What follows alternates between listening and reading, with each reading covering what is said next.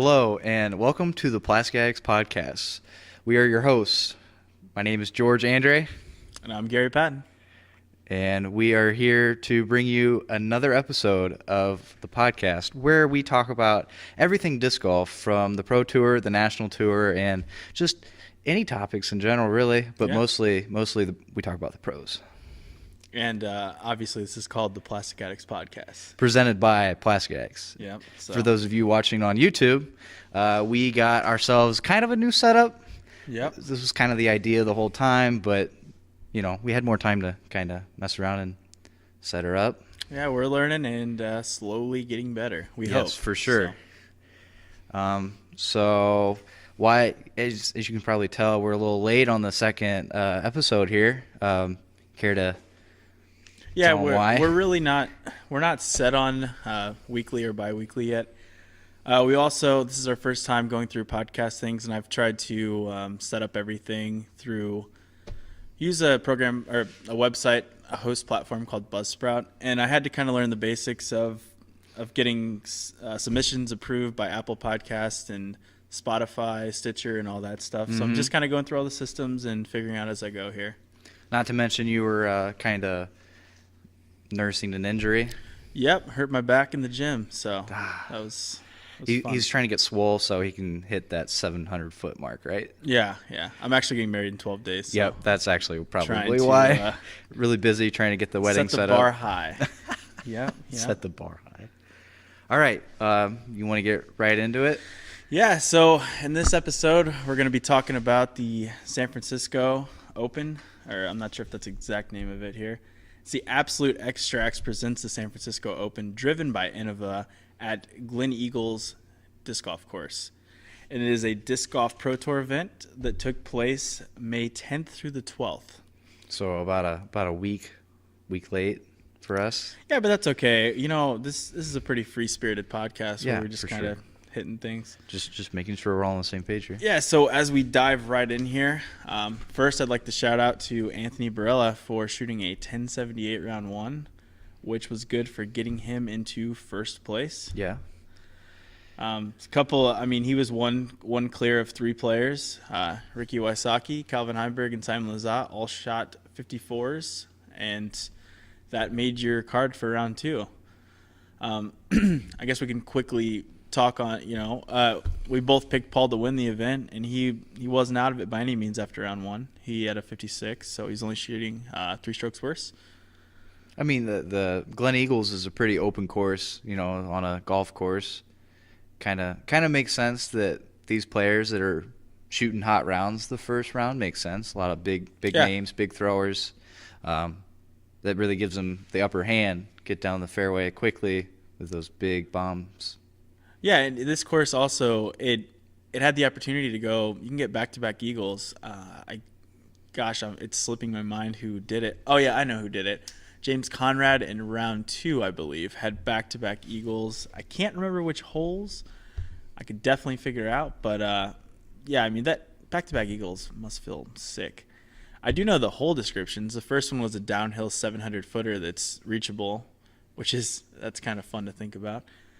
And then the second one was like kind of a cookie-cutter par 5, where if you just smash it, stay in bounds, you have a similar second shot. I think you have to throw about 2 500-foot shots, or however you want to cover 1,000 feet to get the eagle opportunity. I'm trying to think of some other things that kind of stood out from this without being too obvious. There wasn't really anything too noticeable, crazy happening the first round.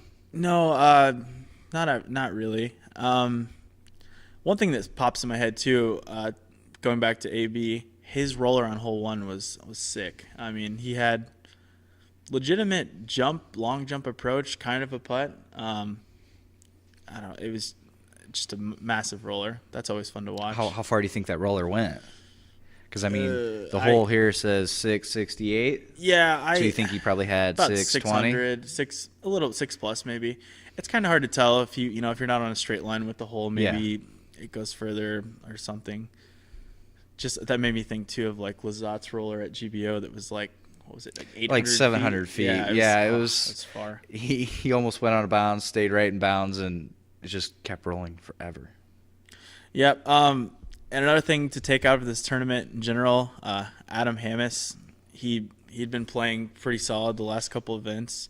I think he had a top 10 before this, and He's had a couple. yeah, I believe he popped back in there. Yeah, he shot top 5, so he had good. And then another interesting name, Avery Jenkins, just pops out. He's rated 10.03 now. Decides to shoot 10.50 plus golf for the weekend. Former world champion, 2009 world champion. Get your destroyers. Well, they don't make them anymore. Well, you can still get them. Yeah, those I'm just those saying, destroyers, man. Yeah, before I switched to sponsors, those were some of my favorite discs. But now I got a disc that takes care of that. So shout out MVP. As do I. Yeah. But so Ricky he's back to old school Ricky. And that'll kind of be the theme throughout the podcast. We'll get to it later. Got some fun old Ricky stuff to pop in. Ricky back at it. Yeah, absolutely. And it's cool to see him doing well again. He won by 6, so it wasn't that close. And some notable things. Calvin Heimberg kind of struggled when he got on lead card for second round, but he comes back to shoot a 1080 third round. Macbeth also shot a 1080 third round after he didn't necessarily play bad at all a weekend. I mean, if he was shooting like 10.52 golf after the first Yeah, he wasn't rounds. shooting the hottest rounds out there, but he was only a couple strokes Yeah, back. but when pretty much Ricky every round. shoots 10.75 average for the first 2 rounds, what are you going to do? Yeah, it's just a tall order to try to match that. I mean, that's 4 strokes through 2 rounds, pretty much. But yeah, so the 1080 rounds there. I think one other person had a 1080 round. It was Hammis. He had the 1080 third round as well. Yep. So that was cool. And then, I mean, Katrina also on the women's side, she had a .56 OB rate, and she had a 10.21 second rated round in there. So she averaged 990 golf to take it down. I mean, she definitely, just like Ricky, she won by 9 strokes. So I mean, even more dominance. So she's got to be the hottest player on tour right now. Absolutely. I mean, she won GBO and then this back to back. She's winning them very handily too. Oh yeah. Well, GBO got down close, but That's we already true. talked about that. So, Right. There's one more thing. Okay, so I don't really want to get too off topic here, but round 2, Simon Lizotte, the island hole. Yes. He lands vertical, or he takes a hop off the green, lands vertical in between the man-made fencing around a roped-off island, and he's standing up against the fence, but he is outside the rope. And he's only out of bounds by about a couple centimeters. I don't even think you could. About as close as possible he could have gone out of bounds. He's out of bounds vertically. by literally the width of a rope. I'm not sure what that translates to for, exact precise measurement, but That's about as unlucky as you can possibly get. I'm really not sure how I feel about that. I don't know either, because when I saw it originally, I was just like, man, like, how does that even happen? And why is that even having the ability to happen? I have a bad habit of saying I'm not really sure. No, I'm very sure of how I feel about it. Yeah. It's just I'm not sure if it's a popular opinion or not, but you should not have those stupid signs. Granted, they help the player in most cases. I mean, I don't know the probability of what happened, but being vertical in between something where there's not even enough room for the disc. The reason the sign is probably bent out from the rope is because people have been hitting it and popping back. Yeah, he's probably not the first person to be hitting those. Because a lot of times, there's skips and rolls, and they'll knock it back in. I think 3 of them hit. No, 2 sidearms landed clean, and then him and someone else, I'm not sure who, hit the back fence. I think it was Eagle. He popped it and came back and back in the circle, quite far actually, and had a decently easy putt. So what do you think? What do you think the way is to remedy those problems? I think you gotta put those signs a few feet off the. I mean, you could even put them like 5 feet off the island, off the rope, because I mean you're just adding. If a true island hole should just be like it's flat, pretty much. You shouldn't have to deal with man-made things to help you. Don't you think it'd be easier if they just put the OB rope on the outside of the island So instead of having the OB rope on the inside, you would have it on the outside. So say for instance, if you were to bounce over the signs, then you would be Yeah, automatically yeah. out of bounds. Okay, There'd you be could no do that too. questioning. You could do that too. If you hit the sign and you're leaning up against it, in Simon's case, Yeah. you'd be inbounds all day, no problem, no questions asked. Yeah. But as soon as you bounce over, it'd be essentially that would just be the OB line. You just put the OB line Yeah, right I mean, at the base that's on the fine opposite too. side. It's kind of like it makes me think too of the disc golf pro tour. What's that place called? New World Disc Golf down in like Jacksonville, where Sexton went out the back of the railroad ties. Where they moved it to Mo. Yeah. I mean, I guess yeah, it makes it definitive and easy to tell where the island's at. But at the same time, if you, I mean, I don't know. That's a weird situation. Put yourself in Simon's shoes there. What's going through your head? Are you mad? Or are you just kind of like, man, that sucks. I'm just gonna have to move forward? Or I mean, you have to move forward because there's no other thing you can do. You have to.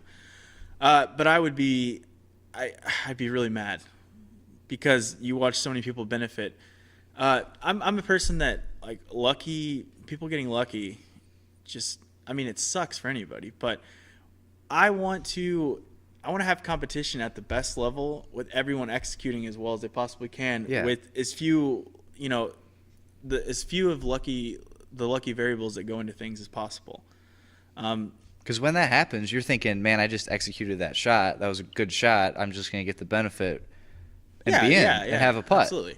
And I think like part of the thing he tried to argue too is that he was sort of hanging.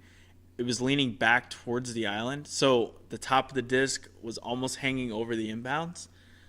And I don't know if I was in that card, you can't see a good enough angle from the camera, but I know that since the board was laying away from the island and the disc was laying against that, and I know they were saying that the wind had it kind of like locked in there where it wouldn't even move at all. Right. So I mean, it kind of looked on film like he might have been hanging over the inbounds, but we weren't there. We couldn't really tell. Mm-hmm.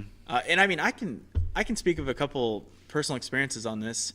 So off the top of my head, Ledgestone a couple years ago, at Eureka Temp, the bridge hole. The bridge hole. Since they've moved the boards or the, I don't know what you'd call them, the sponsorship signs. Yeah, the signs. They've moved the signs back away from the island. Mm-hmm. And before they moved them back, and they put them on the front side, and it's like a 300-foot hole, and I'm throwing a fairway driver, just trying to make sure I get in bounds. And I had a year where I hit the same spot on the sign. Like if the sign wasn't there, I would have skipped right in. I wouldn't even have to skip in. The grass is tall there; it's really lush. I would have just landed in, had a nice 20-foot putt. But I had it 2 rounds where I hit the same spot on the board. Yeah, that's my fault. I could have thrown it higher. Of course. But back to what I said, if an island is just a true island and you just have to land in a specific area with no added bunkers almost, if you will, then it takes away a lot of the gimmick parts about disc golf and just makes it more enjoyable for me personally. Yeah. All right. So round 3. Yeah. So I guess, a little quick recap. Sorry. We'll go kind of back here. And so what I saw in round 3, other than Macbeth charging a bit, Hamas charging a bit, I feel like Simon kind of had a weird round 3 too, where he, like Doss kept saying in the commentary, he wants Simon to be patient because it's his kind of course, a big bomber golf course. And he kind of made some weird decisions on hole 1, trying to throw like this massive turnover when he just could have threw it straight and had a pretty easy look at birdie. He took a bogey, if I remember correctly, and then he kind of parred a few holes there.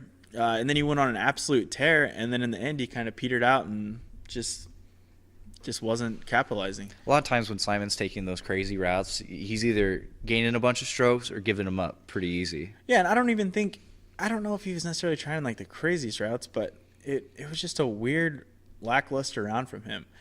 And he just progressively throughout the tournament, he shot a little bit worse. He went 54, 57, 59. And I really think he could have won that tournament. I think it was his to win for sure, but he definitely seemed like he was getting hot when it mattered before he started giving those strokes away.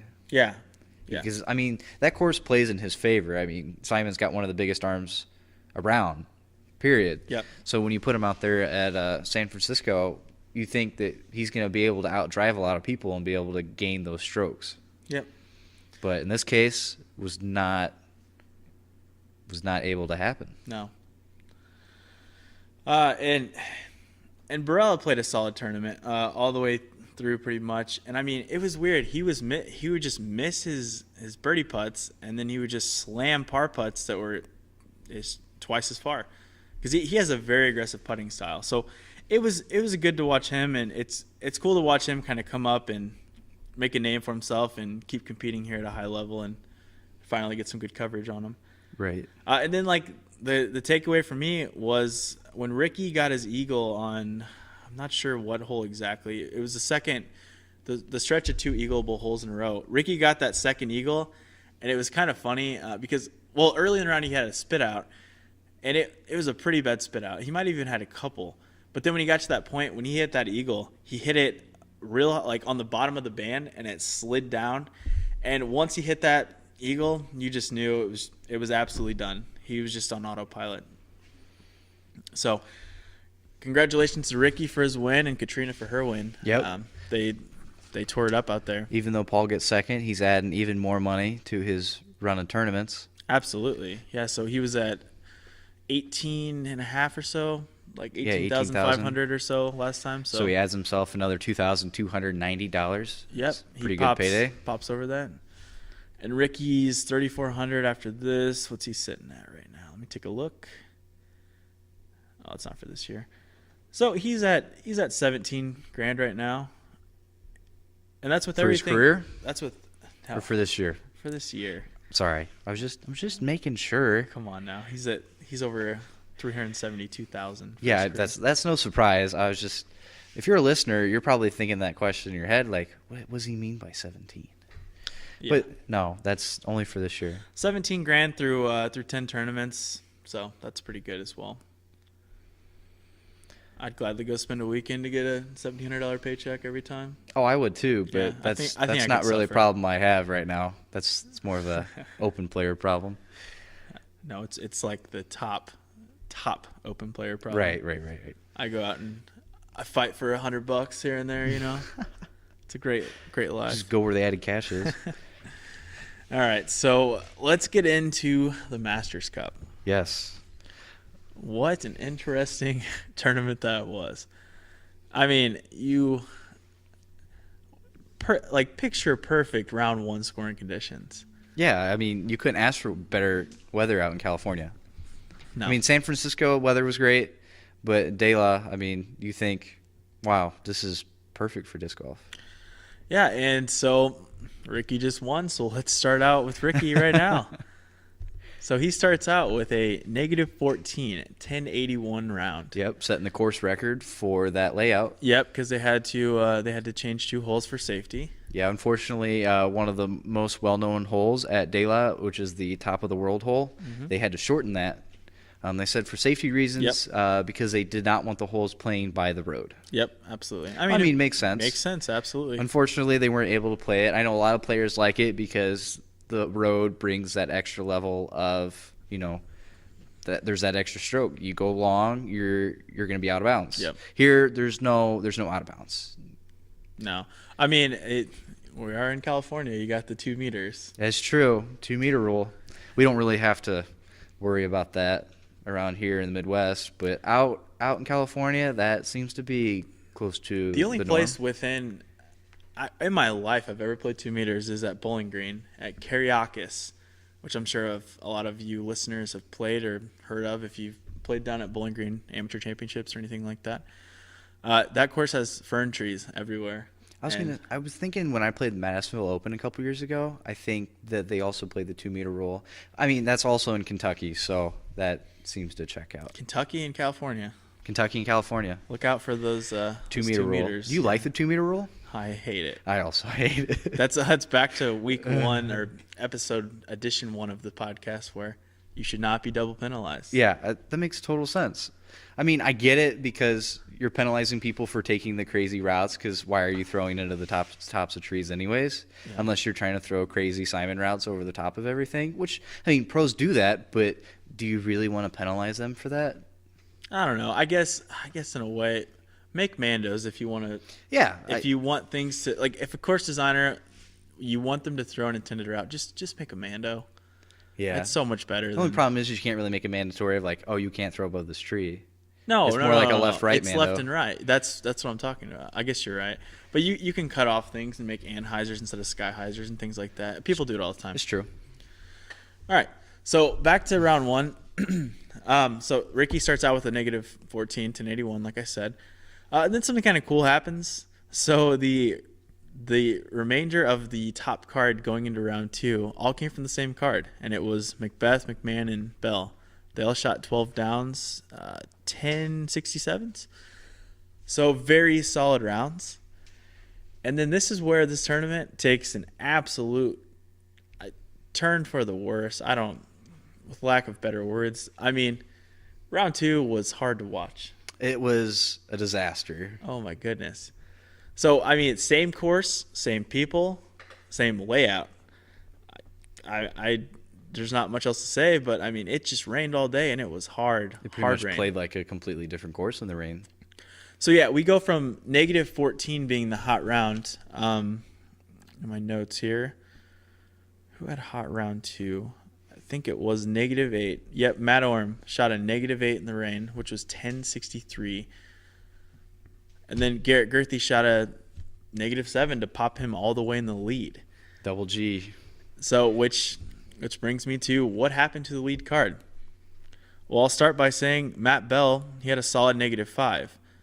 I can't remember what it was, a 1043. So keep in mind Ricky's negative 14 was a 1081, and then a negative 8 from Orem was a 1063. So you only have 6 strokes difference from 1081 to 63. That's some bad weather when 6 crazy. strokes Yes. is the difference in the rating. Yeah, and 20 points. That's crazy. It's crazy talk. Because I mean, that would be like strokes are worth 3 and a 3.3. The deviation. That's crazy. Yep. And then you got Ricky and Paul, and I mean even Eagle. I guess it was crazy. So Ricky was 4 over through 12 holes, and he had to absolutely fight back to get to even in the round. So that's 14 strokes difference. Right. And, oh gosh, it was just hard to watch. And then Paul, on the other hand, he actually starts out on fire. He's negative 4 through 6. He gets a couple just absolute quality birdies, and I believe in that stretch he even missed a putter, like 1 or 2 putts, so he could have even been even hotter through that. And then he proceeds to shoot +6 through the next 9 holes. Yeah, I mean, he went from being completely hot to being completely not. Yeah. And so some things I can take away from his round. He took a triple bogey on a par 3, which is just unheard of. And it was the most unfortunate triple bogey I think I've seen all year. Yeah, he probably could have his fifth stroke, if he would have made it, he would have had a 5. Like, he literally caught the far right side of the chains and just barely spit out 2. Yeah, he just wasn't putting like himself. I get it, it's raining, so I'm not knocking on him and his ability to putt, but No. I mean, it's Paul Macbeth, guys. Come on, he's like a robot. He's automatic. He's the closest you can get. You think of automatic putters, it's Ricky and Paul. Absolutely. Yep, 100%. 100%. Looking farther, I don't see any other really crazy hot rounds. No, Looking at it. like I said, the hottest round was Matteo. Yep. So I'm trying to see. So Paul's Circle 1 X putting that round was 40%. That's crazy. That's insane. leaving so many strokes out there. Yeah. And then one cool thing, I know he got a big 60-foot putt on hole, was it 15, I believe. So I mean that was a really good putt. So it kind of showed him he had some life in him still, which, I mean, he was just probably pretty mad and just trying to do anything he could.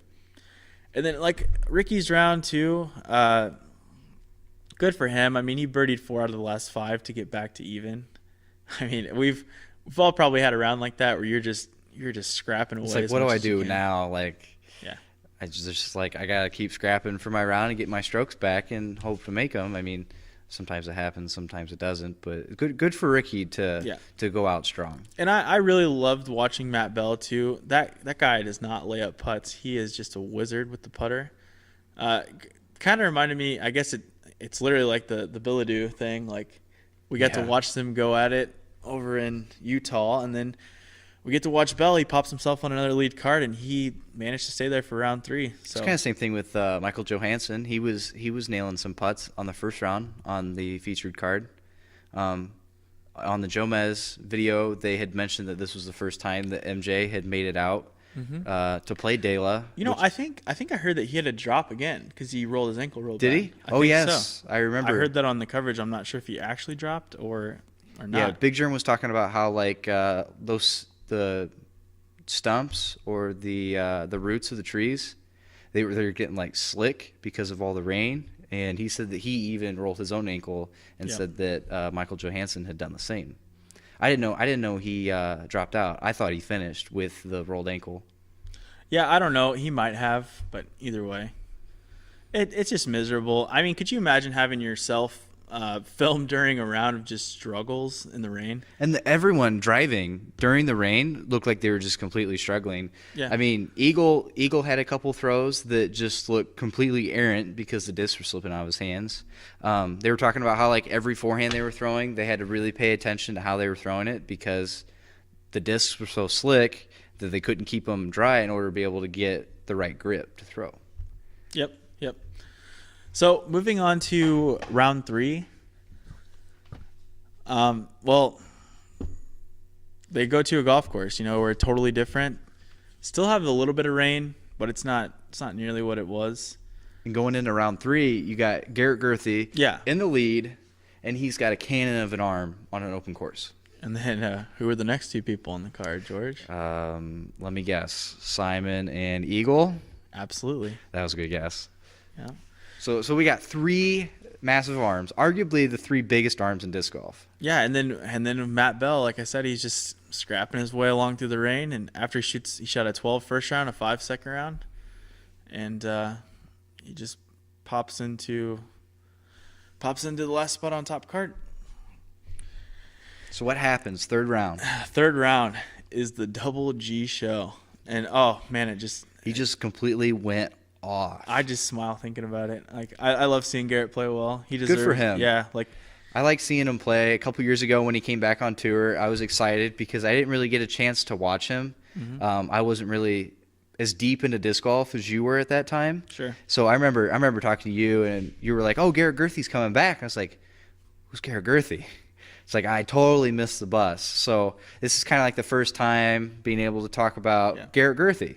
And it's exciting. Yeah, he's fun to watch. I first met him, I think 2012. I was still playing AM down at Bowling Green. He was doing a driving clinic, and I don't know if anyone listening's ever played Fillmore. Hole 1 is like 440 straight uphill, and he just parks it with a PA3, I think, PA2. Back when he was sponsored by Prodigy. It was sick. Yeah. It was super cool. Yeah, nice guy. I actually got to play with him at Ledgestone last year, first round. Just a great dude. Nothing but good things to say about him. So it was cool watching him finally get it done. He got his first NT win, and he didn't even he went out swinging too. That was the cool part. He didn't have to slow down at all, really. So I think he pretty much had it locked up by hole 13, and then he proceeded to get 2 more birdies. If memory serves me correct, on 17 he caged a putt that's on the fake stump for a 2. He kind of half-hearted ran it, and then on the last hole he had a look, but just laid it up and took his easy win. Good for Double G. Get the win. Yeah, and a notable round for round 3, Eric Oakley with a -10, 1080 round. So if Eric Oakley was fire. here, he would say, "Is that good?" Yeah, he would. He would say which yes, Eric, that is good. Yeah, and so Double G, it was only one stroke behind him, and he proceeded to win the tournament by 6, I think. So rounding out, Garrett with the win, Simon in second, Ricky in third, keeping somewhat of the hot streak. Yeah, and Calvin fourth. Eric popped himself in the top 5. That's awesome. And another quick tidbit here, Calvin Heimberg has been playing really well at all NTs this year, and he is leading the point series for the national good tours. for Calvin. Absolutely, that is great for Calvin. So he's leading the points through Masters Cup, right? Yeah, it's already updated. Awesome. That's good for Calvin. I mean, he started off really hot at the beginning of the year. Las Vegas, right? He played really well at Las Vegas, and he really hasn't slowed down ever since. Every place he's been at, he's been in the top, right? Yeah. That's good. Good for Calvin. He's always just chipping away and solid top 10s, top 5s. So he's one of those young guys to watch. Absolutely.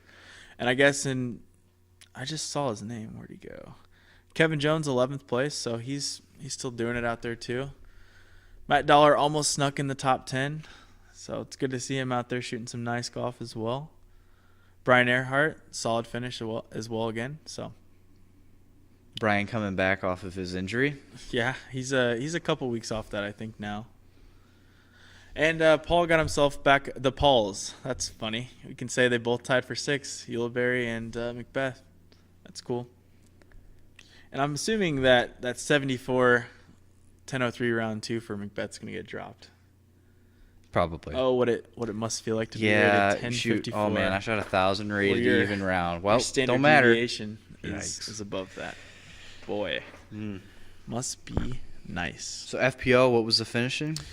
So for FPO, I mean, Katrina is on a tear. She averaged 990 golf again.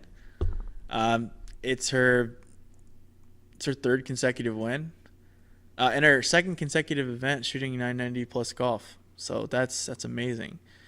And in her victory there, she got a 10-10 round in the process. So that's great. Taking home $2,000, and she won by 7. So that's pretty handy win. Wow, English. She won pretty handily. Yeah, what I meant to say. That's proper. She was the only woman to shoot under par. Oh yeah, that's very good. That's always good when you are the only person shooting under par. Yeah, and let's kind of take a peek at Katrina and see how her money's looking this year. So I mean, she's through 10 events and she's up almost $1,100. So how many of those 10 events have she gotten first? Well, that would be 50%. 50% win rate. Yeah, that's crazy. And then if you want to knock it down, then she's got 40%. So she's got 90% second or better. She's only finished outside the top 2 in one event, and that was the Memorial this year. And she finished 4th, right? Yes. And I guess why we're in the ballpark here. Let's hop over to Paige and take a quick peek there. Pierce, not Bjerkes, sorry. Paige was a person you picked to win, right? It is, absolutely. And I picked Paige Bjerkes. Well, that was San Francisco, not Masters Cup. You're right. So. My bad. Yep, absolutely. Lost my train of thought. And so she's played 8 tournaments this year, and she's cleared $8,200. So, and she's only won 3 events. Well, there's some weird C-tier thing, Frosty Hills Series Day 1. I'm not sure what that's all about. Was that early in the year? There's no payout or anything, so I'm not really sure what's going on here. Interesting. It looks to me like there should be payout, but it's just kind of one of those where the TD might not have put it in or something. Mm-hmm. But, oh well. Anything else you want to cover here for the? Actually, I can think of one more thing. So, during the Masters Cup 3rd round, Matt Bell was on the struggle bus. However, he did not give up, and shout out, good for him, man. I think, he had 7 bogeys in a row. And all those courses, or that course, the way there's so many hazard OB, and I think, there's a river cart paths on some holes and things like that. I mean, he was just finding the short end of the stick, because in in his 7 bogey streak, he had 6 OB strokes, and that's just rough. But he continued to chip away, and he shot a somewhat respectable round. He still got a top 10 or top 15 finish. So, And that was above cash line, right? I believe Well so. above. I believe so. I can check that, double check that rather, real quick.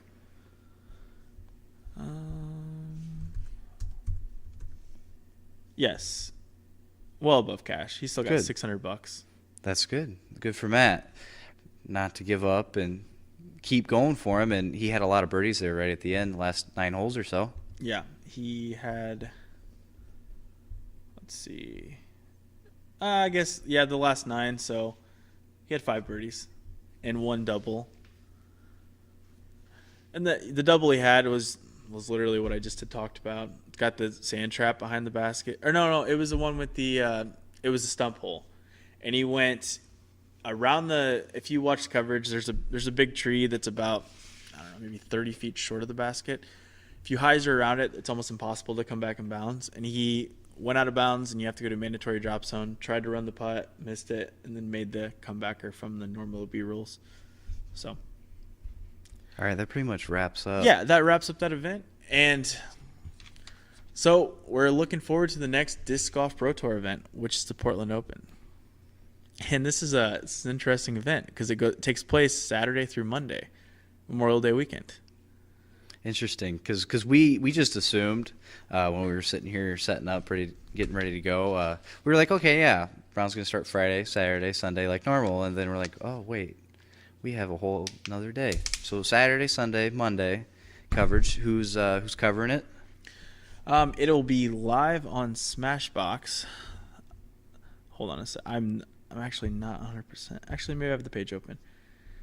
You got me all. I'm a little befuddled here. Sorry. I was trying My to bad. find. So, normally caddy books now are a hot commodity, and they're on every website. I could not find a caddy book for this event. It took us a little bit just to even find out what course they were going to play, because we were like, Yeah, I had to what do courses some. are in Portland? I had It's to been a do little some bit. deep research here, and then much to my surprise, I was very happy with what I found. But oh no, I need to go on the Disc Golf Pro Tour, not the. You would just assume that it's probably either Jomez or Central Coast. Yeah, I can't remember if Jomez was back for this or not, but I will soon tell you. And I'm excited to have live disc golf again. Do you think the national tour will adapt to the live coverage ever, or you think it's just gonna kind of be the same as it's been for all these years? It's tough to say. I'm not one that always watches the live coverage. I know you are. Absolutely. You watch I it love it. almost every time if you can. I don't necessarily always have the time, nor am I available to watch it live. I'm more of a next day coverage kind of guy. Try to watch it, after it's all cut. I love sports, and I love live sports. And I do disc golf too. is our sport. But So. but golf being live is a very time consuming sport. I mean, it could be like ball golf. Yeah, I know. That's what I'm saying. Like I'm not sitting watching an entire round of Tiger Woods for 4 or 5 hours. Watch him shoot 18 holes. I mean, Brooks. You got to talk about Koepka. Yeah, Brooks Koepka. But 50% of his last majors. Disc Golf Shout Podcast, Golf Podcast. I had to shout it out real quick. Yeah, I know. He's been playing really well. I mean, goodness gracious. It seems like all the media goes to Tiger, but First ever to back-to-back. That's a very very good. I'm not a super golf enthusiast, but I can call it how I see it. And greatness is great. Exactly. Period. All right, so Jomez is covering this event. Okay, Jomez. Good. Yes. I always like watching Jomez. Watching the Masters Cup, it was great to see Jomez covering De La. And boy, I hope none of their cameras got ruined in that rain. Oh man, they were talking about it. Could you imagine how much money is in those cameras? You could Thousands go, and thousands you can go and ruin thousands of dollars. 10 grand in equipment in a Yeah. heartbeat. So we're going to Blue Lake for this event. And for anyone that has been in disc golf for a long time or been interested in disc golf and taking in all of the coverage, 2014 World championships were held here, and was it a good one? Oh boy, It was. We were watching a little bit of the 2012 Worlds, kind of watching. 2014.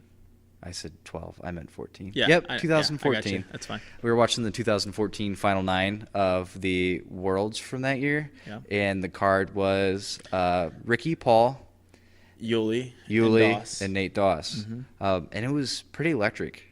Oh, so I mean, let's just take you back for anyone that hasn't watched it, and I'm not going to be spoiling anything, obviously, because this was 5 years ago. Yeah, we're way past the spoil point. But it was the most. I mean, you didn't really get, so it was live covered. First of all, I remember being at a poker game, just playing a cash game with some friends. We were all disc golfers, and I started watching this because it was, I can't remember. I think it was just Smashbox. I'm not. I think it was Smashbox. completely Yeah, sure. because Terry But Miller was thank there. God they had live video where you could stream on your phone. I was just wasting so much data, and I think I watched the last like 4 or 5 holes, and then it goes into an epic 7-hole playoff between Paul and Ricky. And boy, It came down to the last putt. well, absolutely. But I mean, other than that, Paul's just jam. I think he counters like the first 3 long putts, and then I think Ricky hits one, and it ends on the par 5 hole 7, I believe, out there. It's just like, it's a pretty demanding tee shot, and then the second shot is super demanding with your mature big trees through the fairway, and the basket is on top of this big mound. And I mean, Ricky just uncharacteristically hits this tree right in front of him with the forehand, and His signature shot. yeah, and it was back when he was on Prodigy. I mean, back when forehand for him. I mean, now he's kind of developed into a. It's not weird to see him throw backhand now. It's nothing. No, uncommon. but then if he could throw the forehand, he was throwing the forehand. His forehand was killer. It still is really good. I think Eagle's kind of taken his spot for the forehand at the moment. He's kind of like in the spotlight, if you will. Mm-hmm. But yeah, he just hit a tree in front of him, and then he throws a pretty good second shot down there, and Ricky probably makes a 30-footer and makes Paul have to make a 25 25-footer footer straight uphill on the mound, and they both hit their putts, and that's when Paul won his 3rd Worlds.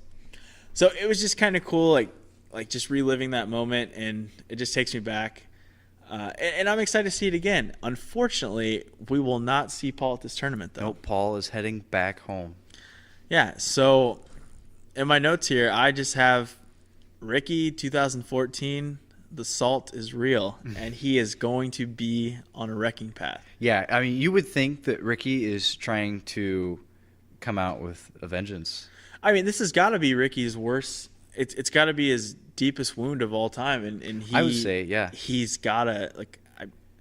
I bet he's gonna do everything in his power to. because that was before dominate. Ricky had any Worlds. When Paul was on his streak, that would have been Yeah, that would Ricky. have been his three-peat. At that time, Ricky was still like he had to watch Paul make that putt, win Worlds, then lose one more year, and then he finally got his first Worlds. So I say finally, like it was such an easy task that was just due to him. But Right. you understand what I mean by that. Ricky was playing very well for a long time, and Paul just seemed to edge him out every year before that. Yeah. So I'm excited to see this course again. I haven't seen it since then. Maybe I have, but in my memory, that's what sticks with me. To be honest, I couldn't remember what course that was, because when you said Blue Lake, once I read Blue Lake, it kind of got me to start thinking a little bit, and then it just pops in. I'm an enthusiast. I love stats and numbers and coverage. I love all this stuff. the Rain Man of disc golf. Yeah, Double R, double T. That's Gary Patton for you. Yeah, I love watching it just as much as I love playing it, honestly. So what's the course like? What do we got to look at? That.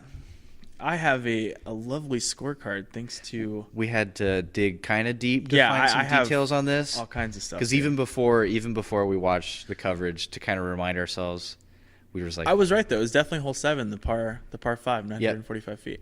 So this course is a big course. From what I remember, it's kind of like it has some pegged off OB, like some tall grass, some swampy stuff. The fairways are shaped very, very fair, and you know that Nice dog legs to it. There's a few par threes. I can only think of there's one gimme hole ish, kind of a gimme hole, hole 6. I feel like in the same worlds, this is random, but I had this thought earlier. Or Ken Climo, I think he birdies hole 6 with the Sonic off the tee. It just popped in my head earlier. But that's the only short, like real short hole I can think of. I mean, the next, if you have one 300-foot hole. Oh, there's a 265 hole 8. I'm assuming that just means off the blue tee. There's definitely some water on this course, but it's just a long course. With moderately wooded. Yeah, 10,670 feet. No, 10,470 feet. So pretty long. Par 69. I love watching golf like this because it's actual golf. It's not. Yeah, you gotta place your shots. You're not running everything. And it's cool because I think it's the first time this year we're getting away from the golf course golf and we're actually getting into the disc golf course golf. It's long, but it's more of a traditional disc golf course. Yeah, there's 3 par 5s in the course. So, and if I'm wrong about this, I'm sorry. There's no caddy book. Yeah, we're just going off of past big tournaments at Blue Lake. They might have redesigned it. They might have not. This is a DGCR, scorecard that was downloadable. So, and some of these pictures seem to be a little older. This course was originally designed by Dave Feldberg. Yep. There's the full names are. Oh, here we go. Feldberg, Christensen, and Haggerty. So looks like we got 5 water shots out of 18. Par 69 is going to be fun to watch. I just love actual golf.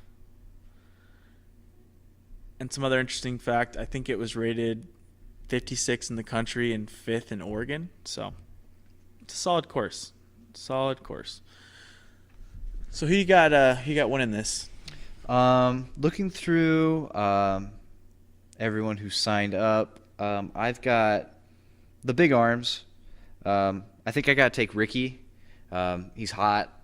Yeah, he's hot. And I honestly, if you're into any type of revenge situation, this is his revenge game. This is his revenge tournament. I don't think he's played this course since that Worlds. I can't speak for like on actual fact of that, but We're just guessing. We tried to do our research and we could not find anything at all that would point towards him having played that course since that Worlds. Yeah, another interesting thing too. Jeff Spring is the TD for this event, so he is the guy from he does Green Mountain Championships. He's been Nate Doss's caddy for a long time, and they're really close friends. So it's cool to see someone stepping up and literally coming as far away across the country as he possibly can. Yeah, because he's coming all the way from Vermont. Yeah, I'm not sure if he's from Vermont, but I know he spends time there. So either way, that's pretty cool. Other than Ricky, I think my notable other picks would be Simon and Anthony Barella. Both big arms. I think this is long before Anthony Barella really got to be on tour, so I think this will be the first time we get to see him. Yep. He's been playing really well. He just had that ace for like the field event. Oh yeah, the 525 foot. That's pretty sweet. That's pretty cool. But then Simon, I just assume long hole, par 4s, par 5s, he's going to be able to eat back some strokes just taking those crazy Simon routes. I think there's some opportunities there for him to throw some crazy shots, even with the trees. You just made me think of something, a quick side thought. Do you know the story behind Seppo Bayu at all? Regarding what? Like how he became sort of famous. No, I don't. So I think this was I feel like this was in 2011 Worlds in Santa Cruz, which is very relevant to the Masters Cup. Right. They had the field events there, and he hit an ace off of a pier, and the basket was it was either on a beach or in the water. Really? Yeah, it was pretty cool. Because I remember at 2012 Worlds when I went there, it was in Charlotte, and my friend Leo Halverson is like, "Oh, look, it's Seppo. He's the guy that hit the sweet ace from the pier," and then now he's a household name. It's pretty cool. Yeah, a lot of people know who Seppo is. He's one of the bigger guys in Prodigy. I think he has part ownership. Yeah. Oh, I think his family actually bought part of Prodigy, like a pretty big part of Prodigy. Yep. So he's slowly, or not really slowly, more quickly becoming the face of Prodigy. Oh, absolutely. Especially overseas. He's taken the multimedia, like the YouTube and all that stuff, Yeah. and he's running with it. So I truly, gosh, if Ricky doesn't win this tournament, I'm going to be shocked. I don't know how. He's got to want it more than he's wanted most things in life. And then I veer away a little different than you. I have Simon on there as well. But then I have Calvin Heimberg, and then I feel good about Anton because, he's always – there was a stretch where I think – it's funny. I think Paul McBeth, when he got second to Ricky, second time at Worlds, he kind of he made a joke about how Anton was like the only person or whatever. He feels like Josh Anton because Anton's gotten second at Worlds, I think, like 3 times. I think Anton can pull it out and play well out here. And then I actually have Nate Sexton as well. I like Sexton's. He's smart decision making, and I think he can get it done. Mm-hmm. He didn't really show too well at Masters Cup. Maybe he's looking for some revenge himself. Yeah, and I think Nate likes actual golf too better than. I mean, De La Viega is by no means deuce or die, but if you go look at Ricky, I mean, he shot a 14 down and there's 1 par 4. Mm-hmm. That's 13 twos, George. Yeah. If you want to do the math there, that's a lot of twos. That's more than half the holes. They right. Big difference. Holes. Big difference from Blue Lake. So I mean, out here you're maybe going to get a handful of twos, and it's just going to be more. I think if my notes, I think it was 4. If I can find it, it's like 4 par 4s.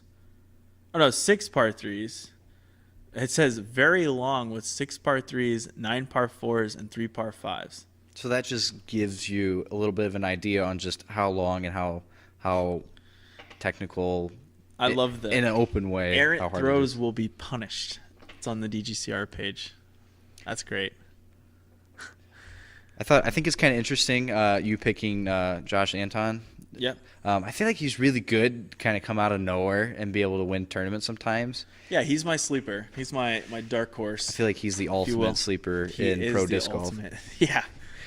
Because he won Ledgestone a couple years ago. He didn't win. He annihilated. Yeah, he did. He pretty much slaughtered the competition. He threw OB like 3 times. Yeah. The whole weekend. Which is Paul impressive. threw OB. I think did Paul get second that week? Or no? I can't think if he did or not. Whoever got second had like 30 more OBs than Josh Anton. Yeah, probably. Woo! Boy. Must feel nice. So moving over to the women, what do you think, Gary? Who do you think's going to take her down?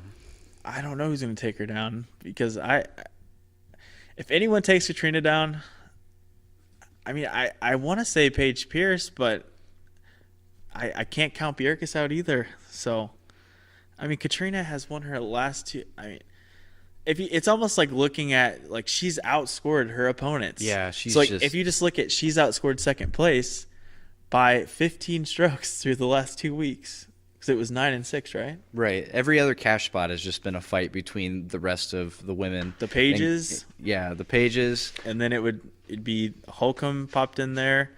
Rebecca Cox popped in there. But pretty much it's just been Katrina And by herself. I don't think Lisa Fakis really made the West Coast push. I don't think so. I don't think I've seen her name up there at all. So you're taking... I'm taking Katrina. Okay, taking Katrina. I'll go Katrina, Bjerkes, Pierce, Holcomb, Cox. I feel like that's kind of safe, yet kind of... I mean, it makes sense. Holcomb prove me wrong and show MVP what's up and take it down. I'll be very happy. My pick for the women, I am also going to go with Katrina. I feel like it's kind of a no-brainer at this point. She's going to have to lose before I'm not going to pick her, I think. Because I picked Paige Bjerkes for San Francisco, and she showed up, but not in the same way that Katrina did. Katrina's just – she is absolutely electric right now. You know, I didn't put Eagle in on my top 5, but, man, boy, was he mad last round of Masters Cup, and I think he wants it so bad right now. He was just wasn't making his putts and just getting frustrated. Thinking of all the players that are going to be playing Blue Lake for the first time in a big event is staggering. The amount of people that were playing then, what would that be, 5 years ago, Yeah. versus now? I mean, there's a lot of new names that are going to, get to show what they got at this course. Yeah, like, is Calvin playing, right? Yeah, Calvin's Yep. playing. He's in one of my picks. Yeah, he's never seen this course in person. That's great. I mean, has Eagle even seen this course in person? I don't think so. I think this was I think 2014 was when Eagle was starting to show up. Like, he popped down at, like, Kansas City, wide open. Yeah, he would just kind of go to the tournaments that he could make, but he wasn't really on tour full time. I think he started on tour the year after. He's from Colorado. I mean, he's not too far away. No. So he might have been out there. It's true. I don't have any other hot takes for Portland. I'm really curious to see, though, if the course is the same or if they changed it. Yeah. I think that's kind of my big question mark because there isn't a whole lot of preview to it. Yeah, it's kind of weird. Like I said, I'm usually I just go on and look at caddy books. And I just kind of nerd out on things. Right. And it's weird. There's not one on the website. Mm-hmm. And if there is one and it just didn't pop up for me, I'm very sorry. But I looked very thoroughly. I did not see it. All right, so you wanna do our little backlog? Well, one thing I'll talk about before we get to our Sounds good. before we wrap up here and we hit our last sort of random topic, if you will, of the night. Make sure to since we had a weird delay in our podcast and we didn't have it up on YouTube, make sure you can do this in the comments on this or in the last video. We're doing 2 giveaways, one for a Discraft Kong and the other for an MVP disc of your choice. And the criteria for this is, what has the Kong opened up for your game if you throw the Kong? Just kind of tell us, what it helps you, if it added any shots to your game, just kind of tell us about it. What did it replace? Yeah, what did it replace? Sure. Anything about the Kong like that. And we'll be choosing a winner to receive a nice Proto Kong. And then also for the MVP side of it, just kind of explain, your favorite MVP mold and why you like it. And if you're chosen, I'll get you one shipped out. So yeah, let's look here on our nice list. We kind of talked about the scrappy scramblers versus the perfect form. We could talk about that a little bit. Yeah, that's fine with me. So there are a couple types of disc golfers. I guess a perfect example, and I'll give you 2. So we have our current world champion, Greg Barsby. Mm-hmm. And then we have Matt Bell, who's been in the last couple tournaments, who neither one of them, they're the guys trying to throw it in from the fairway. Yeah. They're running every single putt, just confidence galore. Right. Which is they know awesome. they're not going to be able to outdrive a lot of people. But In a way, Simon is kind of like a scrappy scrambler because he just makes it work, makes long putts. I've never thought about it like that, but he's not a cookie cutter player. And then you got, I guess it's weird to classify people. And then you got the perfect form guys, mm-hmm. Paul McBeth. Ricky sort of, but he almost falls. He's got the perfect forehand. He does, I think. but he Close almost to. falls into the scrambly type game too. Right. I think of Paul, Cale, Nate Sexton. They're all in that category there. Mm-hmm. Where it's Paul's a little more flashy and he'll hit the long putts, but it's not, when he's on his game, it's not not as crazy as it you watch Barsby can 7 putts outside 60 feet and around, and he's throwing over branches with nose down putts, and it just looks so unorthodox. And the same thing you have Matt Bell flinging onto his stomach with an uphill 50-foot putt, and he's just jabbing it. Right. It's just crazy. I think it is kind of interesting, kind of the difference. We've kind of seen in these past couple tournaments just how each player kind of has their own style and how that affects how they're shooting. The difference from Utah, like we said, the golf course to the fort and how that changed. We saw Matt Bell shoot super hot like you said. I mean, he's that scrappy guy that's going to run everything, and it was just everything was clicking for him. And then you move over to let's see here, Masters Cup with Double G. Yeah, and before we go to Double G, it makes me think also where, I mean, the scrappy people, they're either like on or they're just kind of off. That's true, because they're running those putts, and if they're hitting them, and they're scrambling effectively, that's where they're saving their strokes. Yeah, and then you start getting the little doubt in your head where you have a 25-foot comebacker and you hit the cage, and then you bogey a hole, then maybe your next birdie putt you're not as confident. You won't run it when you have to, and then you might get a bad roll, and right, just kind of domino effect. And then you were talking about Double G, which he's known for not having the most confident putt. He's got a very floaty hyzer putt. right. It's definitely scrappy. In the last round, he no-chained one in from like 45. And it kind of makes me think, like, Nico at times is kind of like this too. Mm-hmm.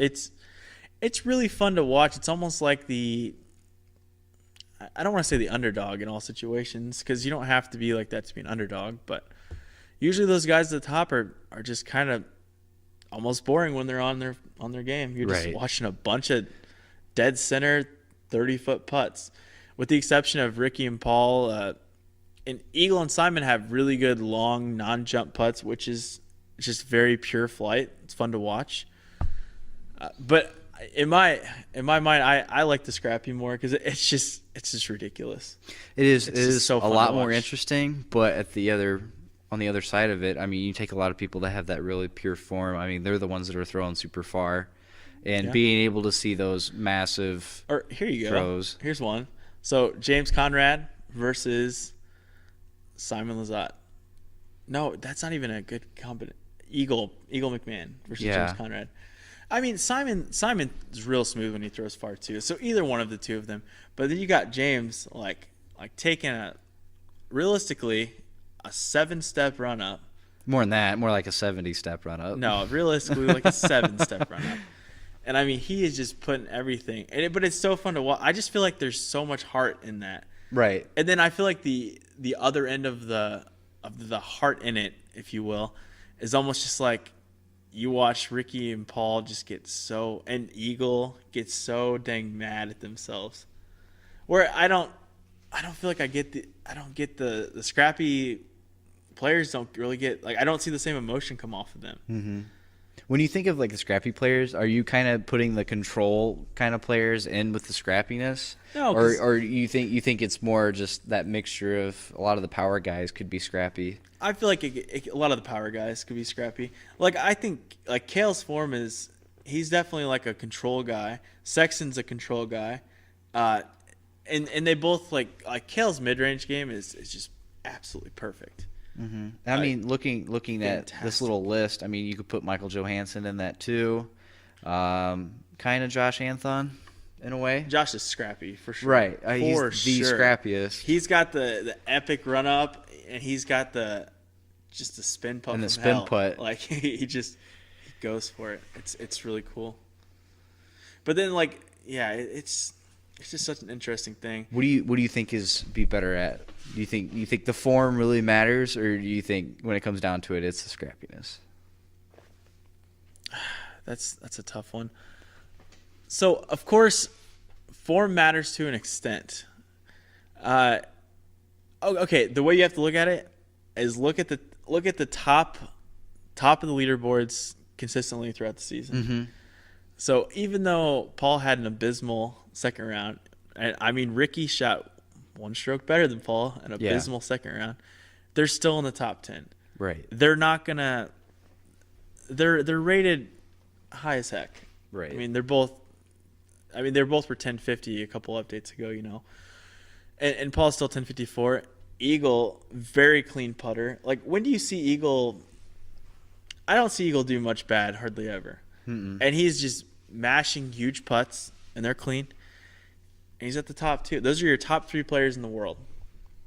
You don't really get into a scrappy player until, I would have to look at some ratings, but I mean, what is the highest scrappy rated player? maybe like 1030, Yeah. upper 1020s. I mean, Michael Johansson, 1032. Yeah, but like his putt is unique for sure because it's just quick and he doesn't think about it too much. But at the same time, he is a wizard off the tee. That's true. He's a control guy.